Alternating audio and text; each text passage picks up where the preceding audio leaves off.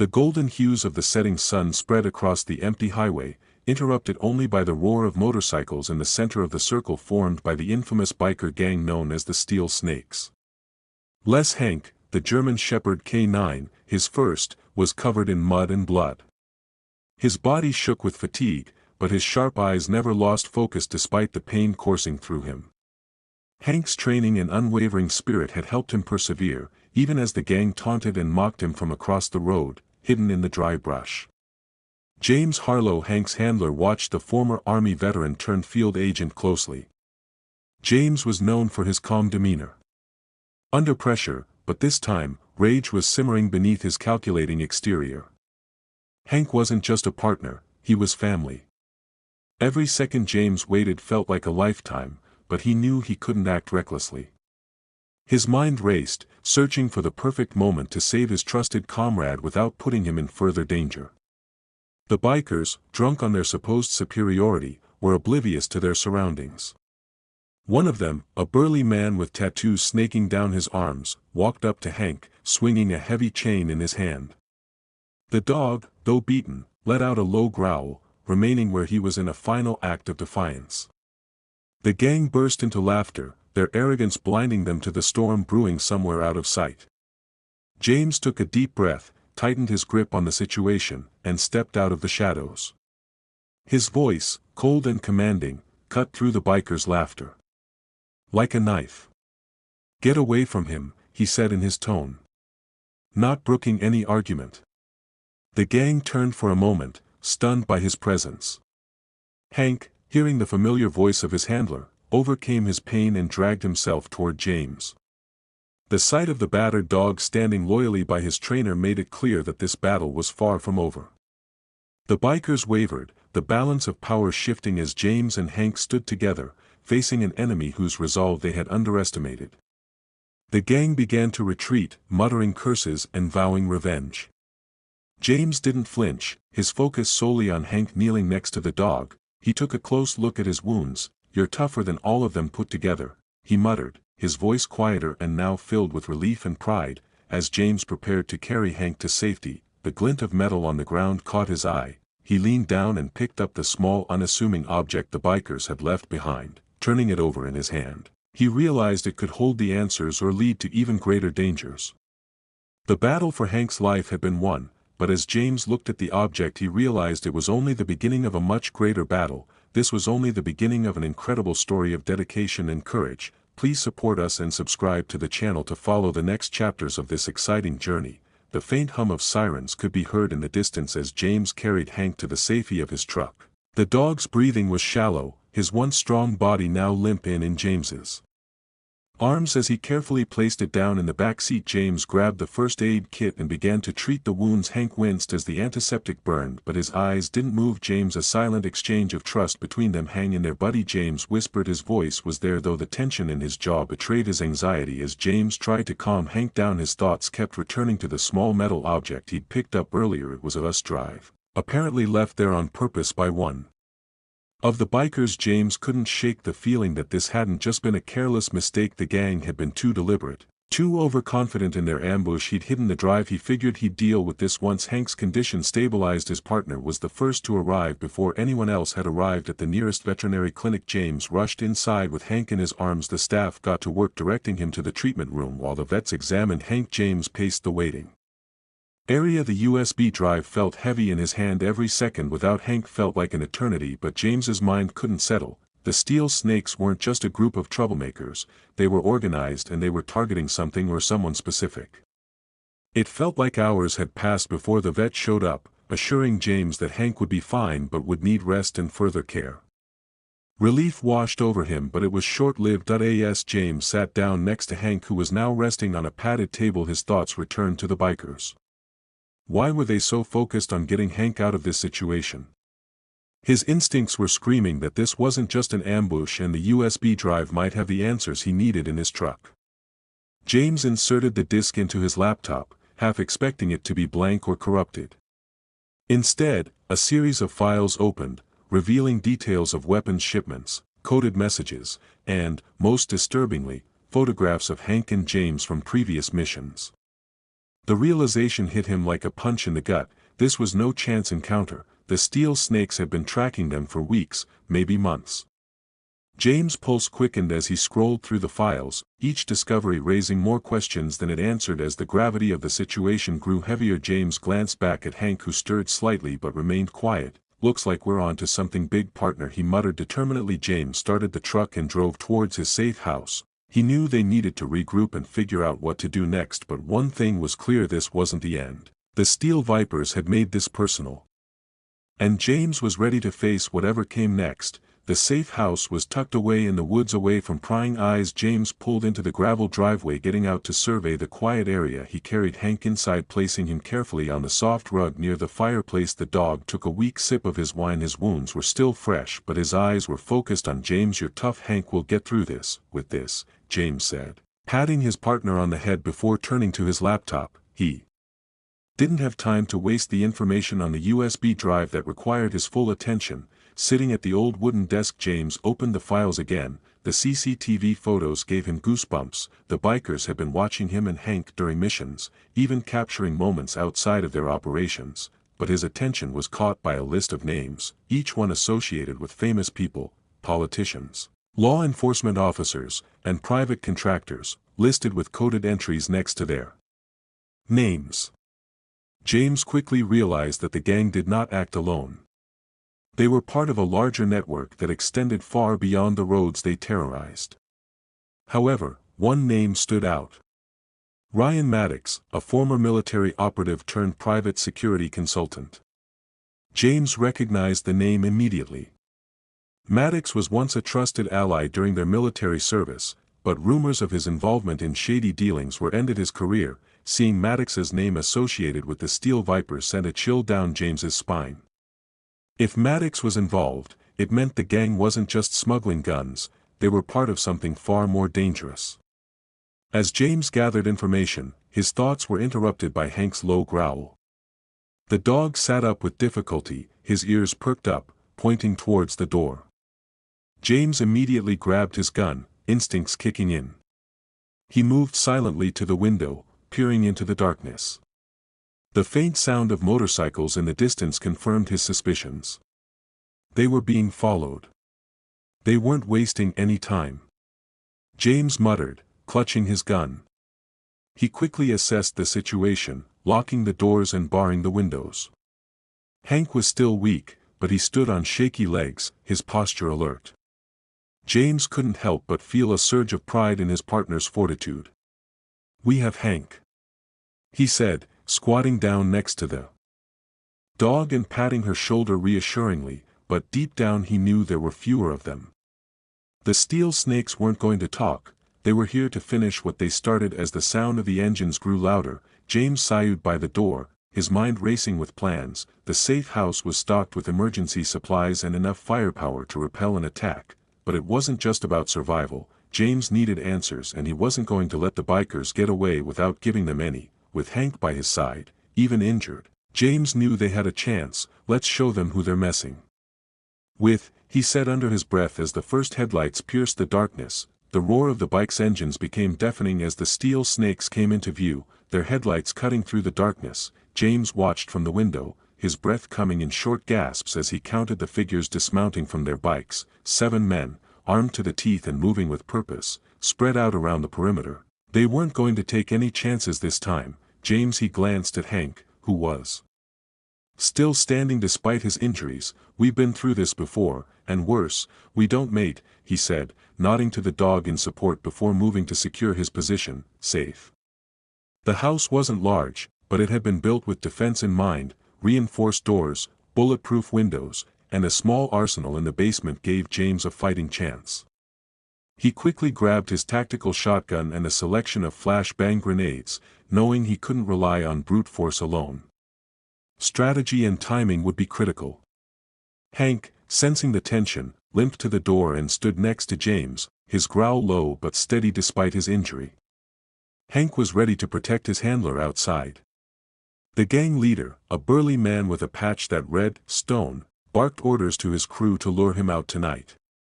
He screamed as 2 bikers cautiously approached the house, guns drawn. James waited, his heart pounding in time with the ticking seconds, as one of the men moved to kick down the door. James pulled the pin on a flashbang grenade and threw it through the side window.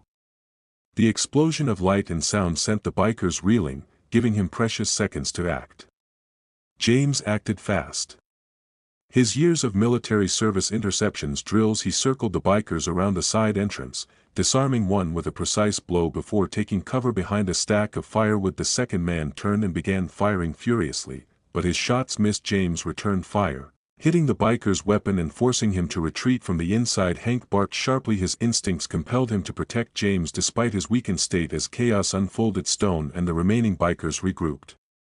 Realizing they had underestimated their target, Stone's face twisted in frustration as he screamed, "You're only delaying the inevitable. Harlow, we know what you've got and we're taking it." James clenched his jaw, now certain that the USB drive was their true target. He needed to find a way to neutralize the threat without destroying the vital evidence he possessed. James retreated into the house, regrouping with Hank as the bikers began a more coordinated attack. He dropped to kneeling next to his partner with his hand on the dog's head. "This isn't over, but we're not going down without a fight," he said firmly. The sound of boots approaching the porch signaled the next wave of attack. James adjusted the grip of his shotgun, his eyes narrowed in determination. Whatever came next, he and Hank would face it together, proving once again that their bond was unbreakable. The night was growing colder, the tension in the air became palpable as James positioned himself near the barricaded front door. The bikers were regrouping, their movements were becoming more coordinated. He could hear them shouting orders to surround the house. The situation was dire, but James' mind was laser-focused. He glanced at Hank, who lay next to him, his ears perked up and his gaze was sharp despite his injuries. "This wasn't about us anymore, buddy," James muttered. "They're after something bigger and we can't let them win." From the shadows outside, a sharp whistle pierced the night, followed by there was a sound of breaking glass.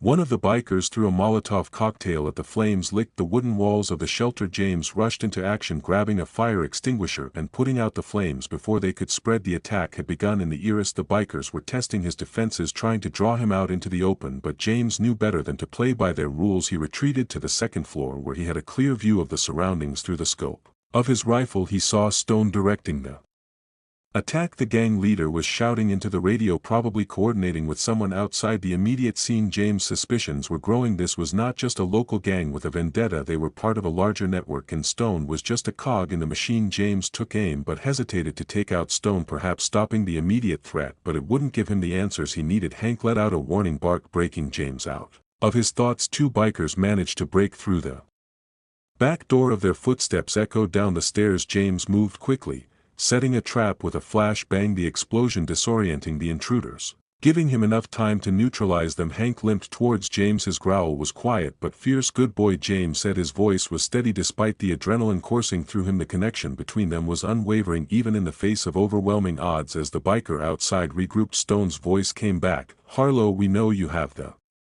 drive, give it to us and this will end now." James gripped his gun tighter, his mind racing. He knew the information on the USB drive was crucial, but he also knew he couldn't fight the gang forever. He needed a plan to escape with Hank and the evidence intact. Time was running out and every second was bringing the bikers closer to overwhelming his defenses. James's gaze darted to the underground hatch hidden beneath the floorboards. It was a risky move, but it might be their only chance. He knelt down next to Hank, gently stroking the dog's head. "We're leaving here, but I need you to stay strong just a little while longer," Hank whispered.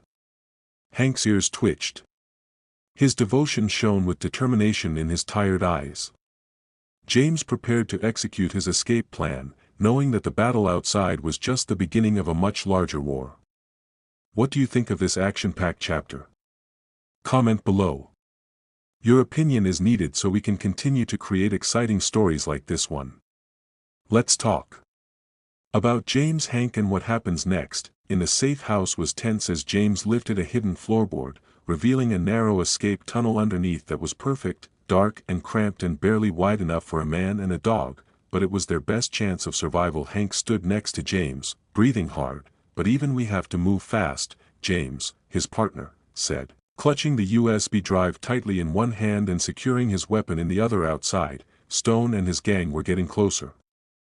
The sound of boots crunching on gravel and muttered commands telling James they were getting ready for the final push. He could hear Stone giving orders to lure him out, to tear this place apart if they had to. James descended into the tunnel, first motioning for Hank to follow the dog, He hesitated for a moment, his instincts warning him of the confined space, but at James's soft command he descended, his loyalty outweighing his fear.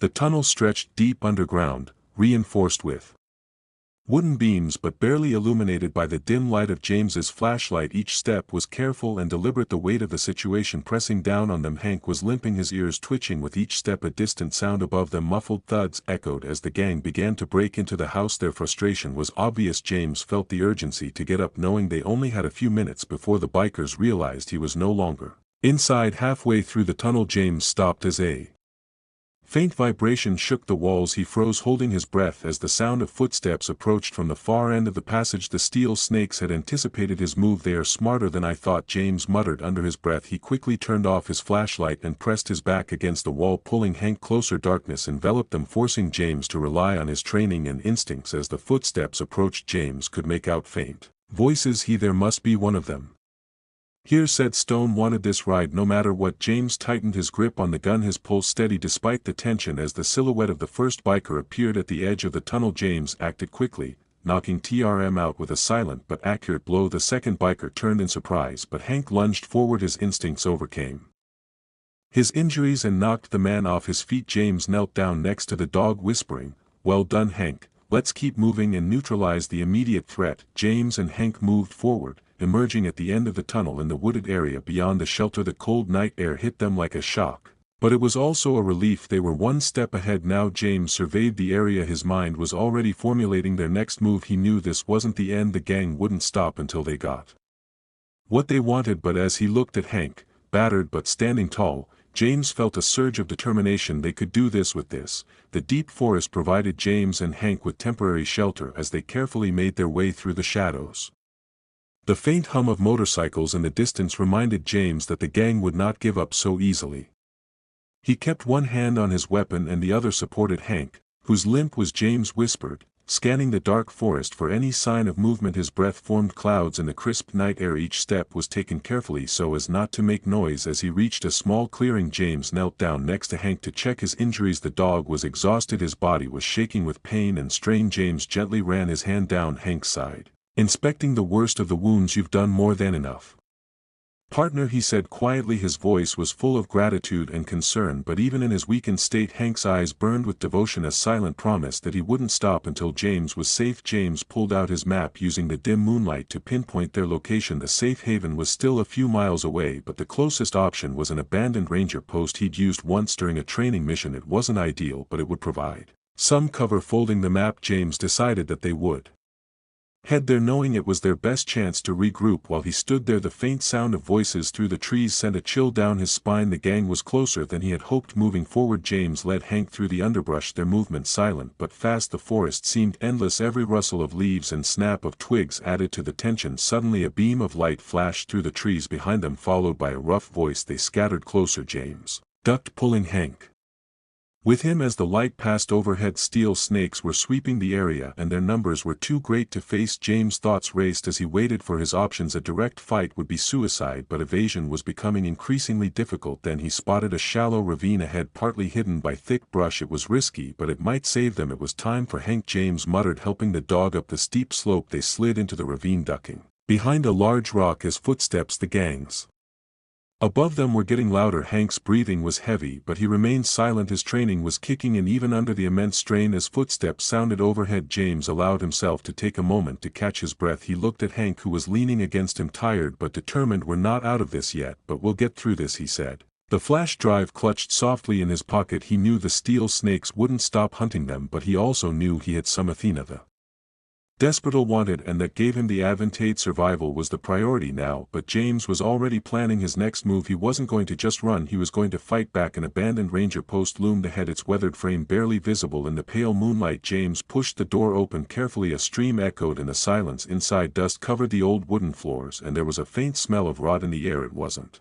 much, but if this was a sheltered place, we'd rest here for a while. Time, James said, directing Hank inside. The dog was clearly exhausted. He sank to the floor with a soft grunt, his chest rising and falling heavily. James quickly assessed the space, checking for weak points and barricading the doors with anything he could find. He found a rusty metal cabinet and some heavy chairs, heavy enough to create a makeshift barrier. From the window he could see faint moving lights through the forest of clues. The gang was still searching, for time was running out, but James knew Hank needed a break. He crouched down next to the dog, offering to get him some water from his canteen. "You've done enough, get some rest," he whispered, quieter than usual as Hank fell into a light sleep. James turned his attention to the USB drive as he plugged it into his laptop. He looked through the files, hoping to find a lead that would turn the tide in his favor. One document stood out. It had a detailed map with locations marked. This wasn't just about guns. The steel snakes were part of a larger operation involving high-level drug trafficking routes, which was even more alarming. The map had coordinates tied to local law enforcement offices. James clenched his jaw. The corruption went deeper than he realized. Before he could dig any deeper, a loud crash outside forced him to focus. He looked out the window to see two bikers getting off their bikes, flashlights cutting through the darkness. They were getting closer, James muttered as he grabbed the shotgun and stood near the barricade. Hank's ears twitched, alert at the noise despite his injuries. The dog tried to get up, but James gently placed his hand on him. "On your back. In the meantime, partner, I can handle this." The bikers approached. Their voices were quiet but audible through the thin walls of the station. "He must be here," one of them said. James, his breathing evened out, waiting for the right moment. The first biker tried to force the door open. James kicked it hard, causing the man to retreat. The second biker raised his gun, but James was faster, fired a warning shot, causing him to dive for cover. The element of surprise gave James the advantage, but he knew the rest of the gang wouldn't be far behind him. Retreating deeper into the station, James regrouped with Hank. The dog, although weak, stood by his side, ready to defend itself if needed. They wouldn't stop, James said to himself. More than anyone else he looked at the flash drive, then at Hank. The gravity of their situation was weighing on him. They couldn't stay here much longer, but they needed a plan. As the sound of more engines approached, James tightened his grip pistol and prepared for the next wave. This battle was far from over. The engines were getting louder, rumbling like thunder in the silence of the night. James sat by the window looking out at the dark forest as the headlights cut through the trees. More